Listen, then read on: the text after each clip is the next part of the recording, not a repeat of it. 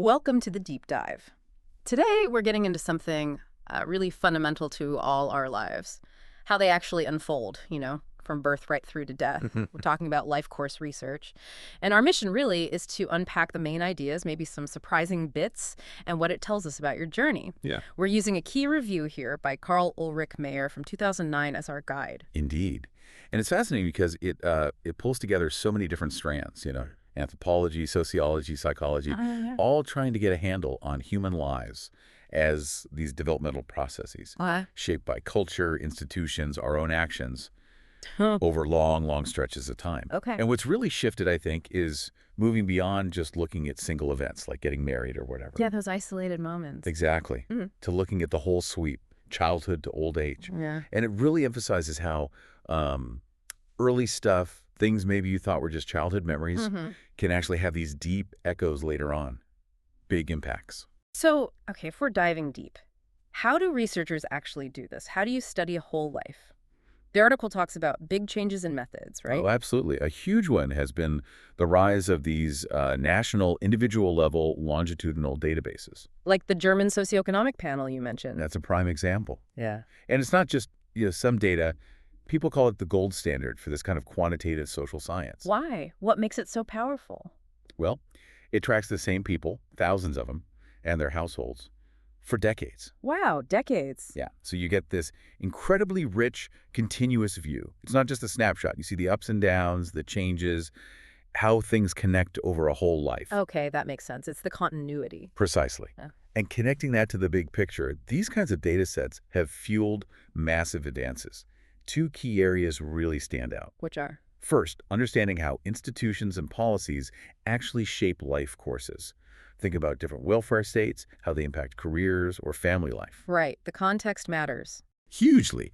And second, the effect of really sudden big societal changes, like the fall of the Berlin Wall in East Germany. That must have been a massive shock to people's lives. Immense. But what's fascinating is how people adapted. And sometimes, quite surprisingly, they found ways to maintain continuity despite everything just being turned upside down. That's really interesting. It kind of goes against what you might expect. It does. Which leads me to think, if lives aren't totally disrupted even by something like that, maybe our paths aren't as fixed early on as we tend to believe.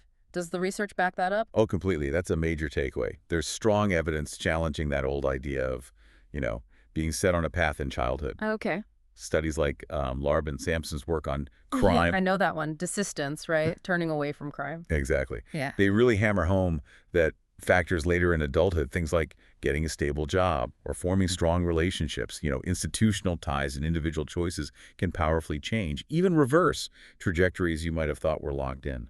So it's not destiny. There's room for change, even later on. Definitely. Even for people who had really tough starts.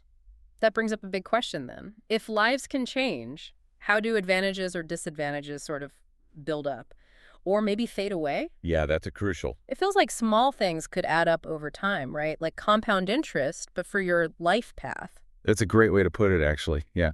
There's a key idea in life course sociology called cumulative advantage and disadvantage. Okay. It basically explains how early conditions, good or bad, tend to generate more advantages or disadvantages as you go through life. Like a snowball effect. Sort of, yeah.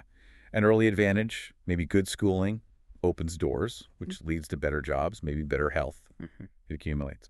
And the flip side is true, too. Small early setbacks can create bigger and bigger gaps over time.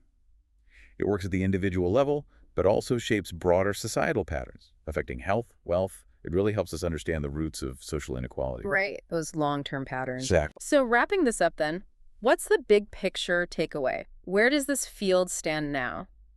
The Mayer review suggested it's kind of mature, but also still has a lot of potential. Yeah, that's a good summary.